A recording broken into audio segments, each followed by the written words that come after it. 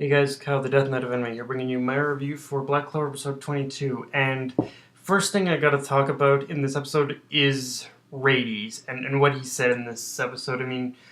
But the things he said in this episode, he said he knows, like, he dropped a lot of stuff in a little mini conversation between him and Asta, specifically that he knows Asta's name and he knows the type of ability that Asta uses. And that makes me believe that the hooded guy in the last episode is not only connected with the group of cultists from a while back, but I'm guessing that their goal is to get both Asta's and Yuno's grimoires.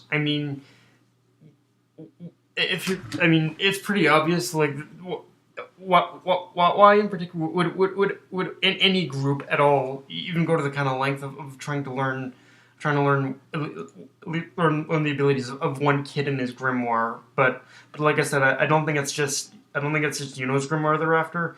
I don't think it's just Yuno's. I don't think it's just Asta's grimoire they're after. I think they're after Yuno's grimoire as well. Like lately, I've found that the show has been building up these two grimoires as being as being an extremely central focus to the show, and something about these two grimoires whole is definitely of importance to pretty much this cult.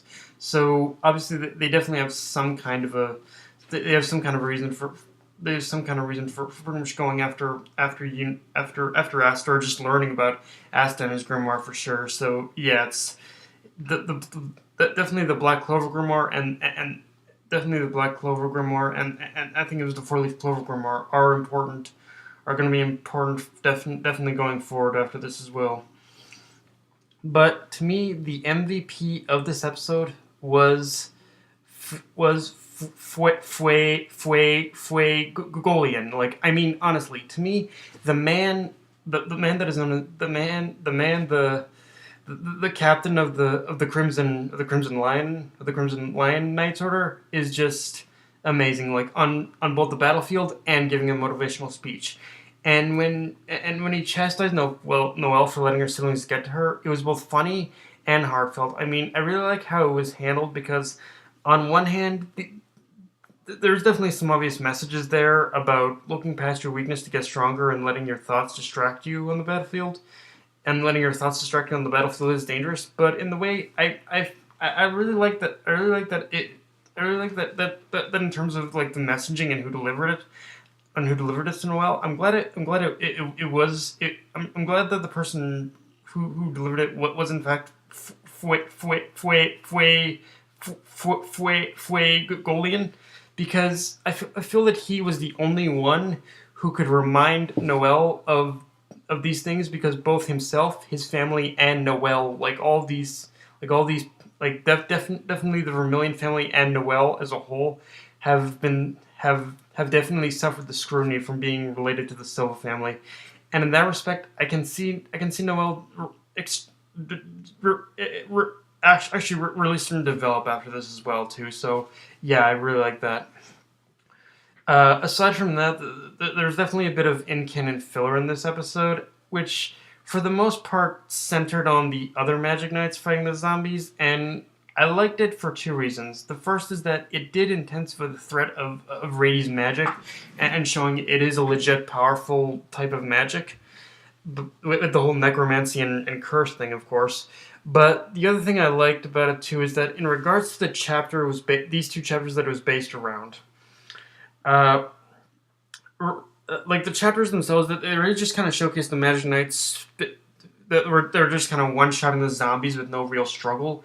And in that regard, I guess it is kind of walking a tightrope of showing that, yeah, these elite knights aren't all that powerful as they've been built up to be. But on the other hand, it's good to see that at least there is an actual struggle, which honestly does show that these Magic Knights have limitations. And I'll take that over them being OP. Now, the Battle of Vasta and Rades, and I'm pretty sure I can see people basically kind of saying, "Oh, he was overpowered again."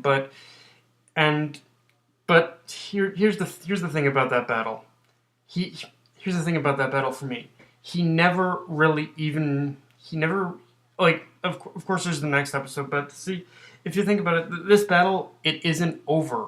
Like, I think from the very beginning, honestly, if you think about this battle, I think Rades pretty much had Asta on the ropes from the get go. Like if you think about if you really think about it in that respect, I really like this battle a lot more than I do the one with Mars because again, I think Rades is just a more fun villain, but compared to the fight with Mars, the struggle compared to the fight with Mars, I feel like the battle of Asta and Rades, there is a little bit more of a natural. Definitely the struggle feels a little bit more natural than it did in the fight with Mars, especially with how the episode ended.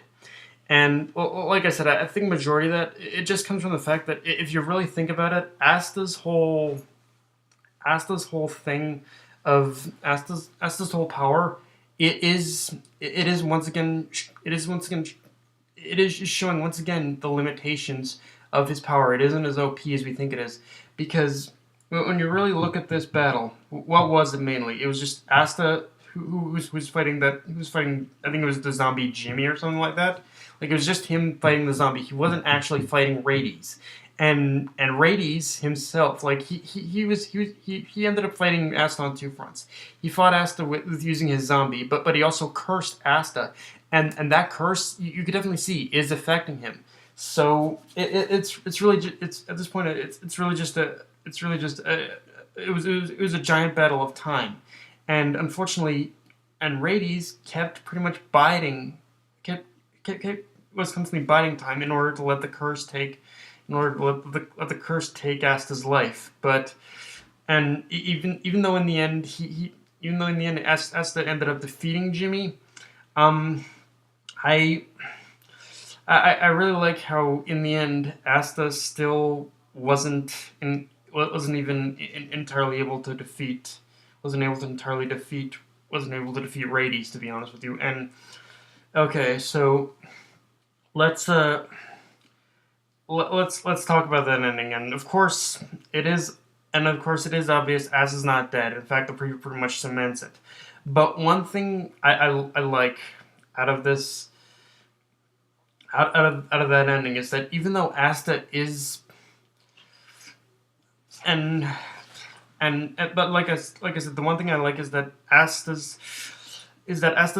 it shows again that Asta's swords aren't powerful. His swords have their limits, and as long as Reyes can summon zombies, then his swords aren't going to do much help. And like I said, the next episode is actually going to be taking a and in the next episode, from the looks of it, it looks like Asta's going to be taking a backseat to the man himself, Fuegoleon.